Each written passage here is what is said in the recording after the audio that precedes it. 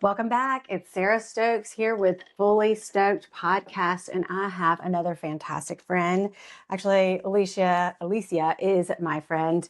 We hit it off the first time we met, and pretty much best friends now. And anyway, we just found out that she lives around the corner from me, so we're gonna be walking the dogs together, maybe all the time. Yeah, we're not having even a 3 glass minutes of away wine. from each other. What? Yes. You could literally walk here. Now only because of the traffic, it would be Oh, a little hard, but I'm right around it, right where the Lowe's. oh, really? The new one?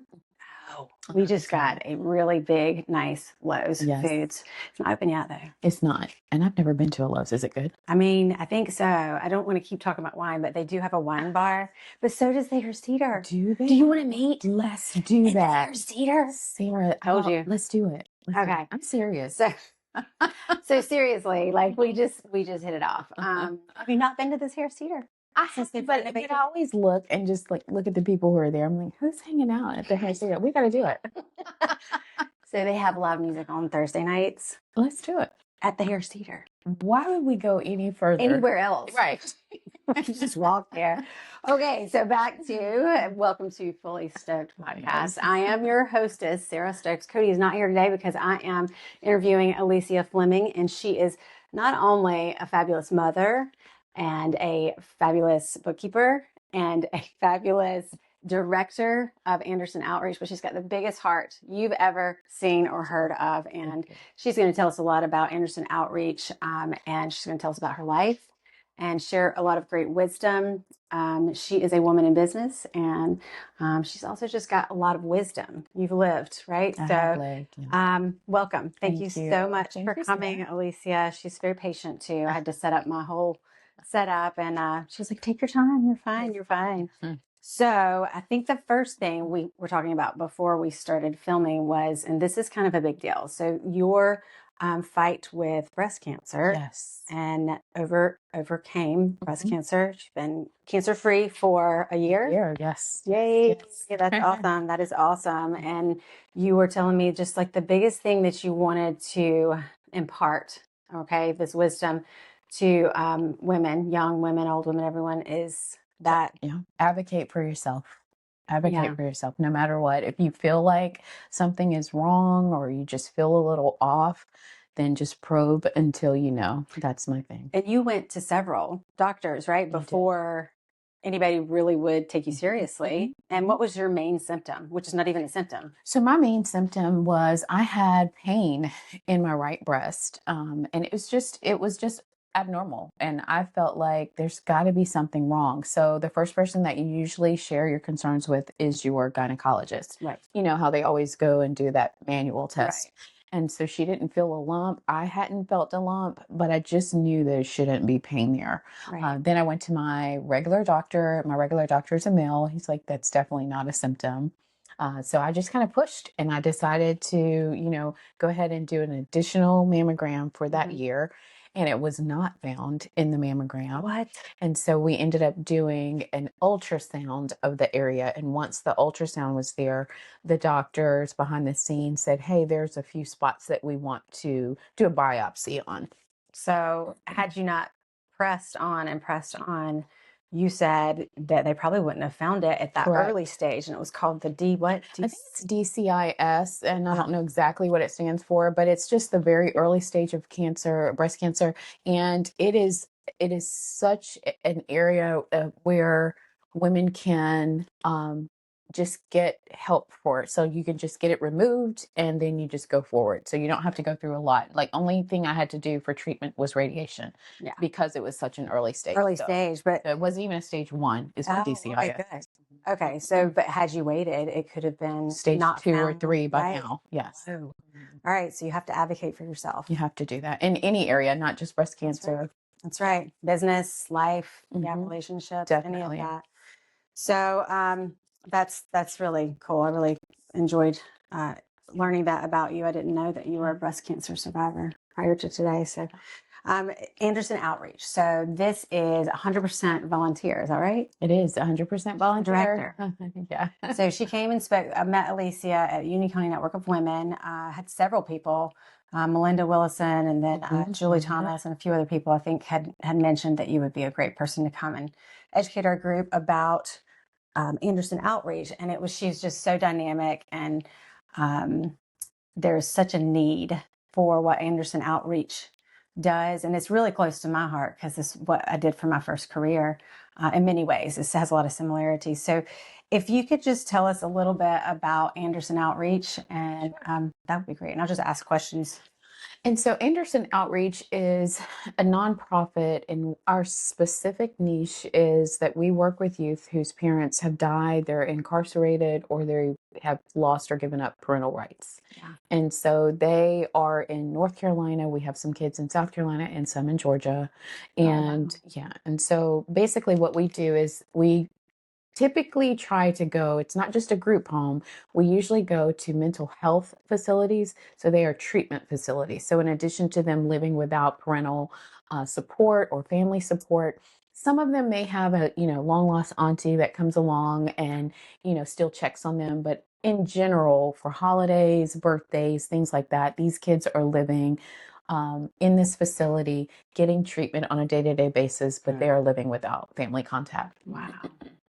So just the fact that you said incarcerated or deceased parents or given up their rights as parents, that just makes me think there's a whole level of trauma just with that statement. It is. And then beyond that, they've been, I assume, in foster care.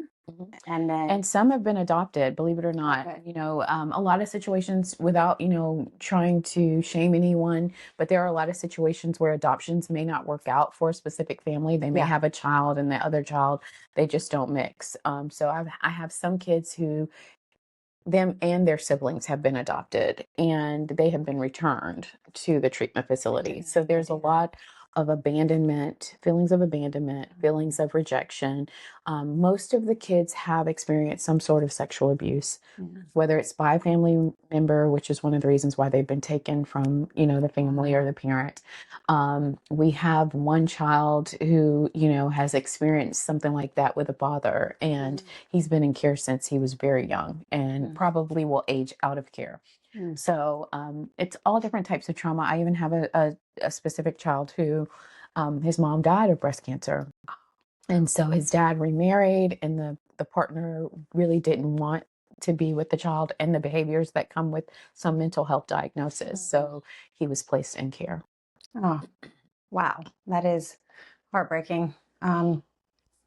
So thank you for doing that, because I think I would say probably a lot of these children maybe are forgotten, right? They feel like it. And I say, when I'm reaching out to the community for support, I say, that they are the forgotten, because what happens is parents like you and I, we do our best. We fall short in a lot of ways, but every day we get up and we do it again, no matter what. We stick with our kids. We can't imagine being without our kids and without supporting them. But there are a lot of people who deal with also mental health. It's like a cycle. So they are dealing with their own mental health issues. They've been sexually abused. They have had parents that weren't amazing. And they simply just don't have the capacity to be the kind of parent that, most kids need and deserve. And so what I try to do is to remove the shame, remove the judgment when I'm dealing with those situations, because we're all functioning on so many different levels. So good. So do you ever, I guess you do come into contact probably with that long lost auntie who comes in, or a parent. Does the parent ever come? Every now and again, yes. You might get one parent that, is somehow connected or has still some way to be able to be in communication with the child. And so we just try to honor whatever it is. Like if they feel like the child has, anxiety and we're giving them something, then we're going to honor what they say, and maybe like a heavy blanket, those weighted blankets. And so every night. I have a parent who kind of requested that, and so we try to do things where we honor those requests. Oh, that's nice. That is nice. I love that you don't judge. You try to refrain from judging. I think that's great.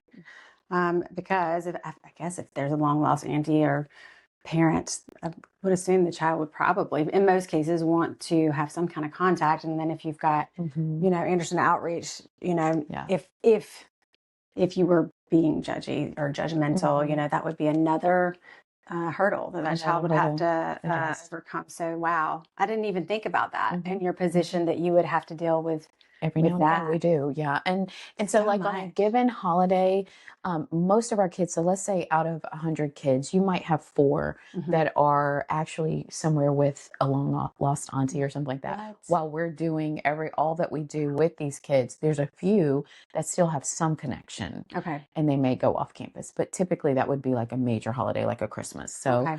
you might have 3 or 4 missing, Wow. from campus, So how many locations do you serve? Because you said you work with facilities, some homes, And some some group homes, yes. Okay. So right now we have 6. And so there are 6 different facilities that we are working with and 4 homes. Okay. So they're all over and we just work with whoever. So it could be a private owner. Most of these facilities are getting their funding from North Carolina, they're MCOs. So the MCO will go out and find the kids who have been placed in custody. And so, if you look at it that way in North Carolina, in Western North Carolina, most of our kids come from Western North Carolina, and I think I shared that You with did you. say that, yeah.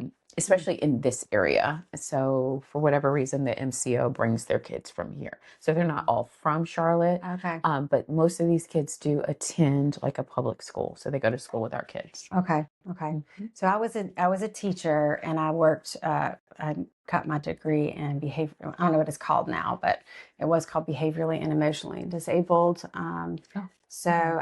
It's a self-contained, separate setting classroom, and that was just my heart. I was just overwhelmed by the need, right? Because these children didn't ask to be born into those circumstances, and how fortunate am I not to have been born into those circumstances. So anyway, I get your heart. I definitely get it back. I couldn't do it but you're in there doing it. Yeah, it's hard. Like the other day, we put up our live Christmas trees at all the places, and everybody reported back and, told their stories of, how the kids felt. And so while I was there, I had a few situations that made me emotional, but I didn't get emotional there. On the way home, I lost it. But, one of them was a kid who said that he just remembered putting up lights around Christmas was one of the things that he did do with his family, and he missed that. So that was one thing he shared. It's emotional. Yeah. So, wow. Let's talk about like the mental health support for youth without parents. So these children, these young people, they often have diagnoses, and I mean, it could be anything, right? It could be like a bipolar or Anxiety, ADHD, depression, and then there's a stigma associated, and all of that is just so heavy on those kids, right? Like, so what are some things that Anderson does to help offset that? That's a really good question. So one of the things that we do, we have a luggage initiative, which your ladies have helped us with a lot. And the way that luggage initiative, we call it baggage claim. Baggage claim is just, in our mind, it's a way to take away the trash bag that youth typically show up with. So imagine being snatched out of the home, the police come, it's been found out that the child's been molested. So they're going to grab whatever they have time to grab, and it's probably going to go in a trash bag. So they show up to the admissions department at the facility with this trash bag. They show up to go into school, wherever, with a trash bag, and so Union County is amazing. Union County does very well. If there are kids in care in Union County takes care of like their luggage. No kid is showing up with a luggage with a trash bag. But the thing is that majority of our kids are coming from other places outside of Union County. So that commitment is not always the same in different counties and places. So what we do, when you're showing up that way, you look like you have a life where you're making frequent transitions. Some of our kids are coming from a hospital to a facility. And so when they go to school with our kids, in the public schools, kids pay attention to, okay, you don't have a book bag. Okay, you don't have, a mom or dad who is coming in for your birthday to celebrate that. They're not showing up for the lemonade parties or whatever, and so kids start paying attention to things. And most of these kids are being dropped off with the rest of the kids from the facilities in a van. So kids pay attention to that. So all of that is stigma. Not having parents showing up, being in certain classes in schools, you know, it shows that you're developmentally delayed maybe, or that you do have, and then a lot of them have very serious behaviors. And so Right. the way that they express their anger, their frustration, or their embarrassment, it could be that they may throw something or whatever. So all of those are stigmas that we try to help them overcome. And so one of the things that we do is equine therapy.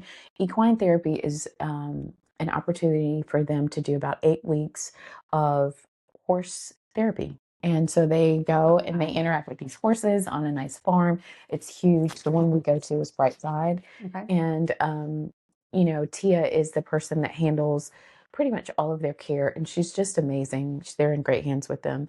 And the kids love it. And so it's something special about horses and what horses do Yes. when you have trauma. And I didn't know that, but they have a way of feeling and sensing, kind of like our dogs. Really? And they can sense. And so they just have a way of calming the kids. So that's something that we do to help. The baggage claim initiative is where we replace those trash bags with a brand new piece of luggage. And a lot of people wonder, like, well, why do you give them brand new? You know, I have people who may ask, you know, what can we give them used blankets, or can we give them used, you know, luggage? And our goal is to give them the best, because imagine going from a, you know, trash bag.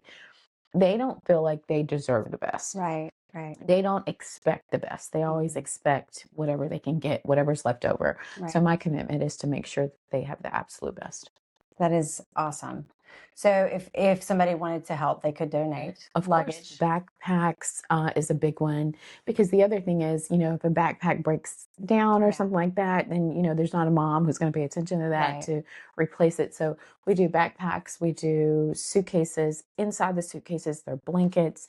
So it's kind of like, I tell our donors to think about when you show up to a hotel and the things that you left at home, but when you walk into that hotel, you have toothbrush, soap, towels, washcloths. So those are the kind of things that you can think about, just hygiene products, so that when they go to the hospital for their stay, or if they have to go to a foster home or to another facility, they don't have to depend on the new person to ask them for what they need. If they want to wash their face, they have what they need.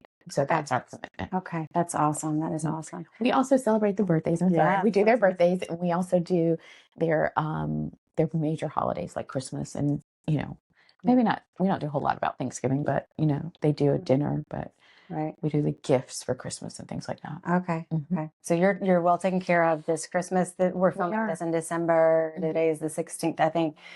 And so that's good, but you have more things like birthday celebrations. Do you have one every week at least?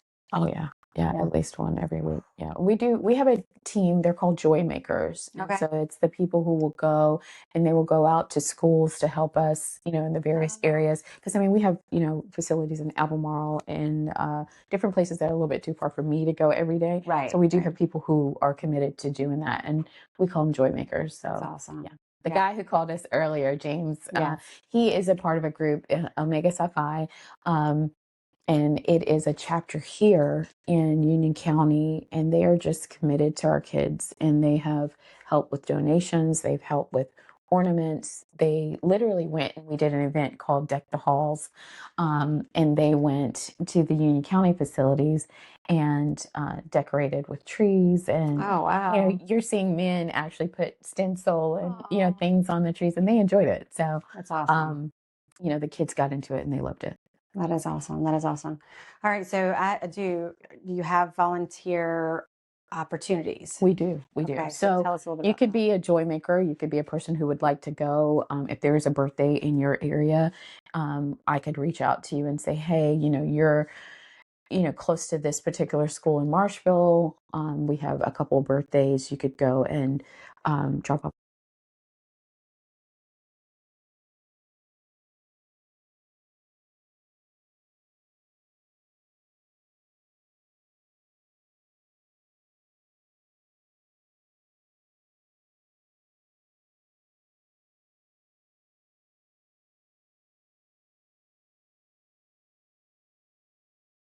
Sweet. Like, I have some kids who they don't even know what to ask for. Our kids will ask for like a gaming system. Yeah. They'll ask for Pop-Tarts or something like that. Oh, wow. And so what we try to do is make sure that every kid has a need and a want and a little bit more. So a need and a want and a little bit more. And that's for Christmas? For Christmas. Okay. Yes. And for their birthdays, do you do gifts? So birthdays, we do that, a cake with their name on it. I think it's really important.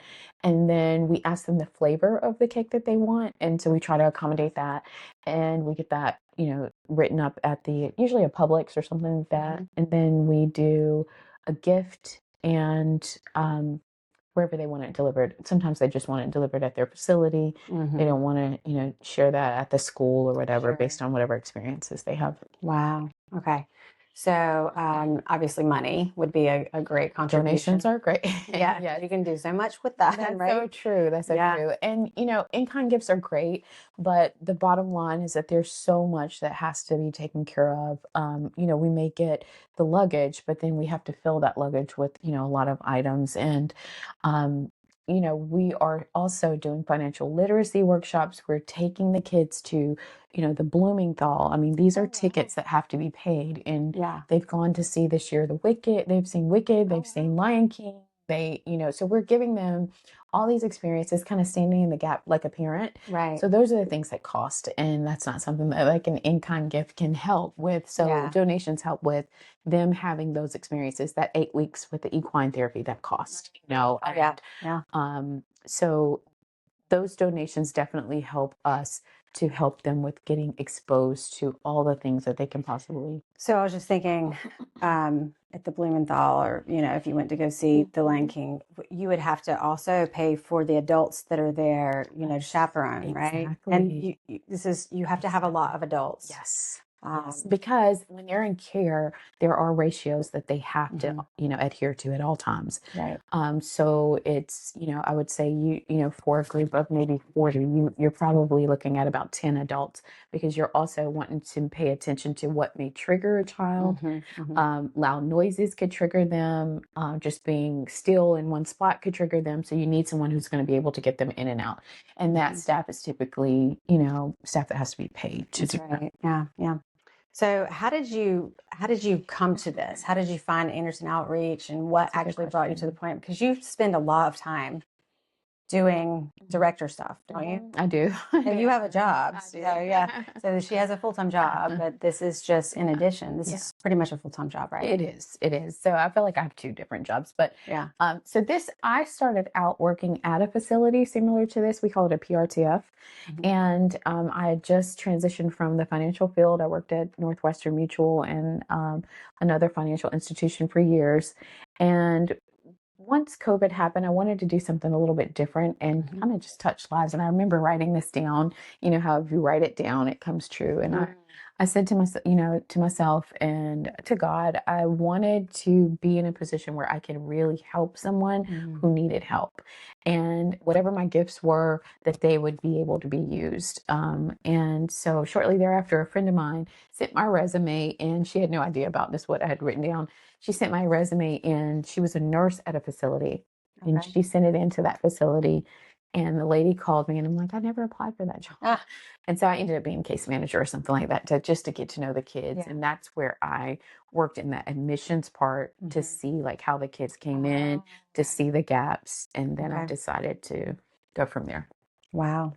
And so I bet, did you meet some people from Anderson? Because Anderson Outreach has been around, right, for a little while? Well, no, we started that. So we did, this is our fourth year, actually our fourth year. Oh, so it was never, you started it? Well, so my founder, his name is Alfred Owens. Okay. He has a PRTF. It's a facility. Okay. And so that's who I went to work for. Okay. And when I saw that, I shared with him, there are some extra needs. Yeah. And he said, oh, by the way, we have a 501c3, the number. He was like, I haven't done anything with it, but I'd love to be able to help other kids like ours. And so I kind of ran with it from there. And so, created these initiatives and everything as a result of that. I had no idea. For some reason, I thought I had heard been around. I thought you just took over as the director. So this is... Well, there was a director before me. That might have been what you remember. There was someone, once we got it started, she started out with the paperwork for the 501c3, but I think she wanted to kind of go in a different direction in terms of like giving out, money to other organizations, but we wanted it to be more of a hands-on organization where we really impact lives and do Okay. do the work. And you do have a website. And We do. and I'll include that. Yeah, what is it? Anderson Outreach. It's www.andersonoutreach.org. And she's on social media as well. Anderson Outreach. We're big on Instagram. I try to tag, Facebook, but I'm a big Instagram person. Yeah, no, me too. Yeah, it's just easier. Yeah. So definitely follow them. You'll see their needs. And sometimes she'll post some like positive things, Yes. celebrations and things like that. So, Right. so if a person if I wanted to help with the birthday celebrations, say, so can you put me on a list and then you can call me if there's Of course. close by? Sure. Happy to do that. And we have levels of giving. So, there are levels of sponsorship. So you could say that, hey, I'd like to sponsor one child for their birthday, for Christmas and whatever. And I can tell you what that, would cost. And so there's just a breakdown with all of that. Okay. You could say, hey, I want to deliver it to the child. But one of the things about our kids is that you do have to have a background check done because they've experienced so much. Yeah. So to protect them, our volunteers do have to have that background check done. Absolutely. That's awesome. That's really good. Yeah. Okay.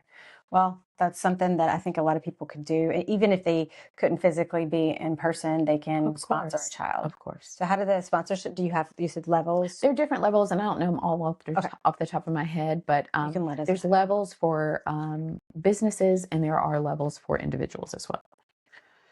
Well, all right. So a couple of things that most people don't know about. Well, I didn't know about your breast cancer journey, so that's fascinating.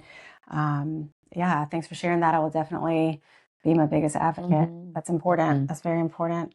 And so your personal job to support women in treatment and survivorship. Yes. And do you do anything with that? Do you do like any groups or speaking? You should speak on that sometime. I know. Well, I am a newly minted member of Alpha Kappa Alpha Sorority Incorporated. Good. So we work a lot with service. We do a lot of advocating for women. And in my particular chapter, we specifically, we had a member who passed away from breast cancer. So we do our walks and, we do a lot in the community. Okay. So. Okay, that's wonderful. That is wonderful. And then you have the deep commitment to honoring those who didn't get to survive. And I guess that the walk is one way, right? Yeah. And then of course the biggest, I think it's Susan B. Who is it? What is her name? I don't remember. You might have to edit that out. But Susan, what? Right, the breast cancer, the big one that everybody does. Yes, I'll give. Yeah. But I like to do more walking for the more local people because that one gets so much support. That's true. Yeah. I like to look at the ones that are really trying to get into our communities. Yeah. So if somebody wanted you to come and speak at their group, how can they get in touch with you? So my phone number is 704-773-8955. And you can also email me. It's afleming@andersonoutreach.org. So it's just one M in Fleming, Alisia. And you can send them the levels of sponsorship. Yeah, definitely. Whatever. Yeah. Okay, that would. And when you go on our website and you go to our donate link, there are some sponsorship levels that immediately will pop up, but we have also extras that are not on the website. Well, that is fascinating. It's been very educational for me, and I hope that a lot of people will see this and spread the word because it is a very important organization, and you're doing so much good work. I think when she came and spoke to our group, there probably wasn't a dry eye in the whole room, and I think everybody was definitely moved. Don't want anybody to be forgotten. Don't ever want a child to be forgotten. The mom and us, the woman and us, we want to Exactly. people. And so that's why we appreciate y'all's support too, because you came through with so much luggage. Wow. Well, and you've got such a beautiful heart. You do. Thank you. You're easy to love, I think. Oh, So all these people are fall in love with you. Tell that to a guy. You better watch out. Easy to love. She's been here. She's gotten 2 phone calls from 2 different men. Easy to love. Write that down. We were talking about Jordan, my one guy. Oh, Jordan. okay. Her favorite guy. Yeah, my favorite guy. And I haven't met him yet, but he sounds fabulous on the telephone. Is her son. And you guys, this is fascinating too, to be such best friends, I didn't know two very important things about. Tell us about your son and what he does for a living, because it's fascinating. Jordan is, he's been in martial arts since he was 4, and he now has his own business in Monroe, and it is a martial arts studio where you can learn kickboxing, women's self-defense. He does MMA type fighting, and so he also competes. He's got an amazing group that, you know, supports him and works with him closely. A lot of great friends, and he's just, to me, I feel like he's just found his core group, you know, after all these years. And so he's got to be young. How old is he? Jordan is 28. Oh, 28 years old. She doesn't look like she could have a 28-year-old in any way. Yeah, he's 28 years old. So what's the name of his? Ultimate Path. So it's the Ultimate Path. Ultimate Martial Arts. And we're going to try to get maybe a women's self-defense together. And I think you said, you know, like if you had a group of people or whatever, he would be happy to do a class for women. So check them out, Ultimate Path Martial Arts. And he does kids from age like 7 up, and then a lot of his students are adults. Really? I always wanted to do MMA. Yes. Yeah. There's some girls in here that can help us out. Yes. Jiu-jitsu, and that, like, that's part of jiu-jitsu and the kickboxing and all that. But yeah, I think the jiu-jitsu should do it. I think, it's one of the main things is, you know, with things going on in the world, you always want to be able to just at least defend yourself. I know. You know? Exactly. Yeah. Okay. If you have a daughter, that's something you want to do. I have 3 daughters, actually. Yeah. Way to get out of a situation. Okay, well, I'll get with you and we'll set up a time and I can give him a call. Good information. Well, Alicia, thank you so much for sharing your heart, your story, and your remarkable work you've done through Anderson Outreach. And what is it? AK? Yep, Alpha Sorority Incorporated. This new jacket. Yes, pretty jacket. I love it. The pink and green sorority. Very service-oriented. Is that what you said? Service to all mankind is our motto. Oh, I love it. Yes. I love it. Well, that's her heart for sure. So check Alicia out on social media, and I will include all of your contact information in the description below. And until next time, we'll see you later. Thanks. It was easy, girl. Oh, good. So you know, we can hang out. Oh, sorry, buddy. I'm sorry. Yeah, no. Buddy is good. My dog would be making noise. Buddy, you know how to do a podcast. He said, yeah, Mama.